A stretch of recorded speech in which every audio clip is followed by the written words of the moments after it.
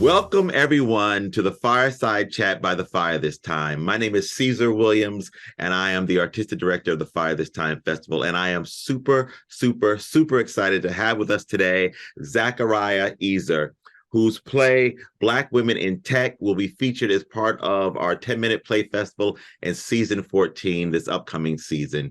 Welcome, Zachariah. How are you doing today? I'm good, Caesar. Thanks for having me. Oh, my pleasure, my pleasure. One of the things I like to do when we start this out is just let you know how your piece moved and impacted me. Um, so every year we get, 50, 60 submissions of 10-minute plays. And there's always a kind of theme that emerges from the writers. So it kind of gives us an idea of what was in the atmosphere when people have been writing. And this year, I would say, if I had to just put a general theme on out, I would say it's about the need to be seen as Black people and to determine the manner in which we are seen. And I thought that your play, Black Women in Tech, really said that in a very, in an actual literal way, in Absolutely. one respect, but also in that kind of deeper personal way and how we want the people in our lives and the people that we interact with and the institutions that we interact with to see us, to view us, and to value us. So thank you so much. It's beautiful work. Just super well done. That's so kind of you to say. Thank you. Yeah, yeah. So let me ask you, just for the people who are watching, can you tell us about your play? Absolutely. Yeah. My play is it's a two-hander. It's called Black Women in Tech, and it is about two Black women who have just moved into the House of Tomorrow in Porter, Indiana. It has become, in my play, a fully automated smart home, and they get locked in the closet because the sensor for the closet in the smart home does not see black skin. Wow. That is so cool. That's so cool. How did you find out about? I had to Google it. I did not know about the House of Tomorrow, but it's a real place. How did you find It out about? is, yeah. Oh yeah, so all of this I love real stuff. I love to talk about real stuff. And so the sensor was kind of my first thing, and that's a real thing. I remember when I was a kid hearing and reading stories about how sensors would not know black skin. And so I've had that in my head for a long time, but I always needed like a place to put it because like the main place it happens is like when I was a kid, there was like an Xbox camera that couldn't see black skin, and then sometimes you see those like the faucets that don't do Yeah. it.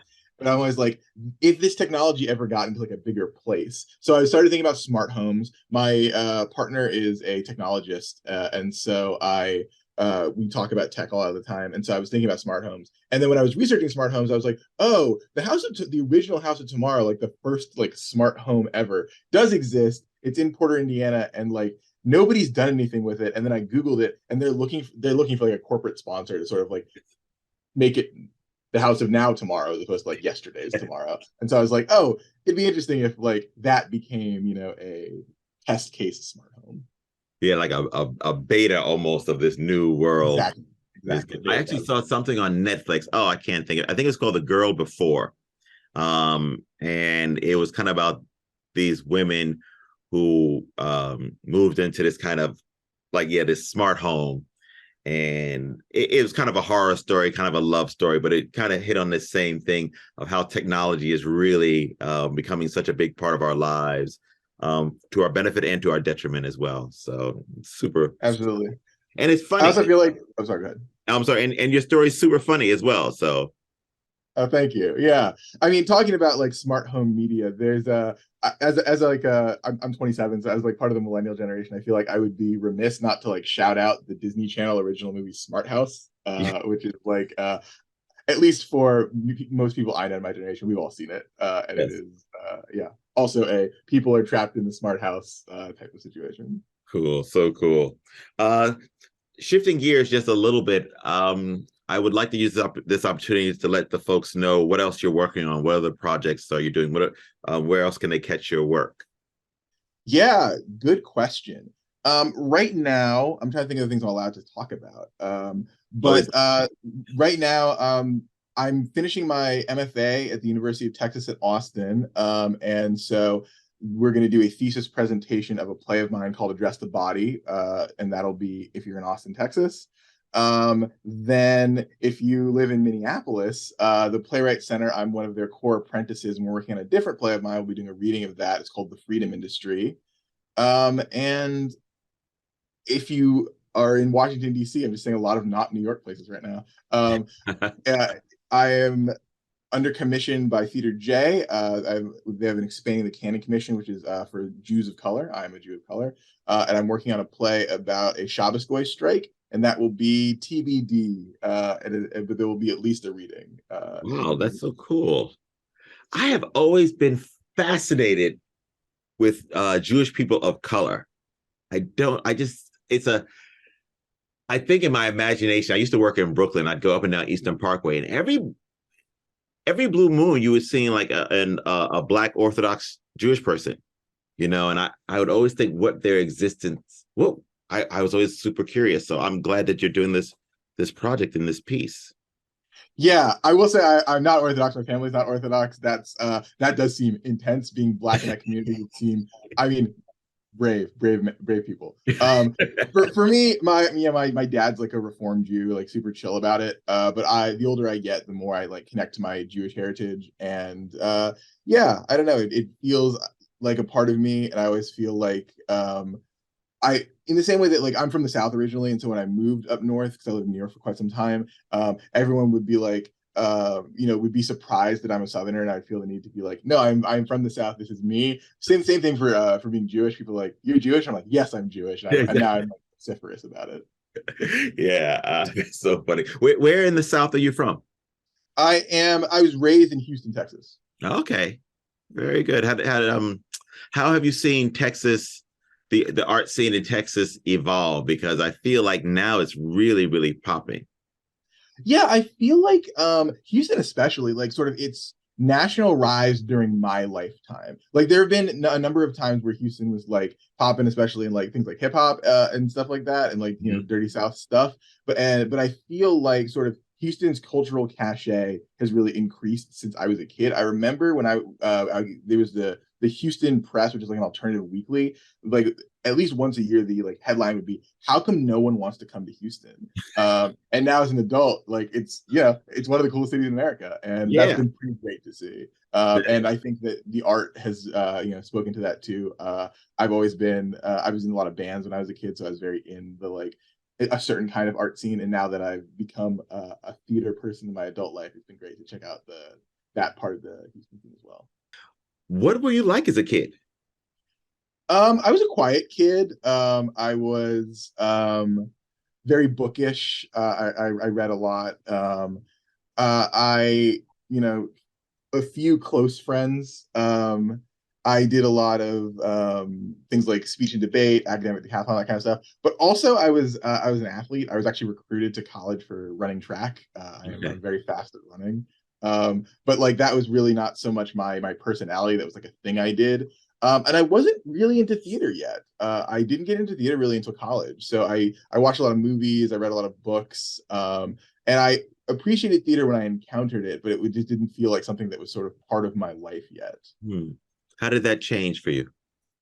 I went to college. I went to Wesleyan in Connecticut, and I got really lucky because we're down the street from Yale, basically. So they would send their MFAs to come teach our intro classes because I guess Yale had some overflow. And so we got really lucky, and I had the playwright Hansel Young as my intro professor, and she was like the coolest person I ever met at that time. So I was like, okay, now I like theater, and got really into it, never looked back. Oh, that is wonderful. Oh, I want to just jump back. I meant to ask you this before. How did you hear about the Fire This Time festival? I mean, I've been into it since I moved here. I've been following it, or since I moved to New York. I moved to New York in 2017, and I followed it because it was a place for Black playwrights. I thought it was so important, and especially the thing I discovered really early in my career is that the people who took chances on me first were Black theaters and Black organizations, and so I feel like I would have wanted to work with them anyway, but because they were like so generous and forthcoming when I was starting out, I feel I feel indebted, and I feel like so much wanting to be a part of that community. And the Fire This Time seemed like such a big piece of like that community on a local New York, but also national level. And so I'd wanted to, be invited and be into it since I moved to New York. And so I'm glad it finally happened. What year did you move to New York?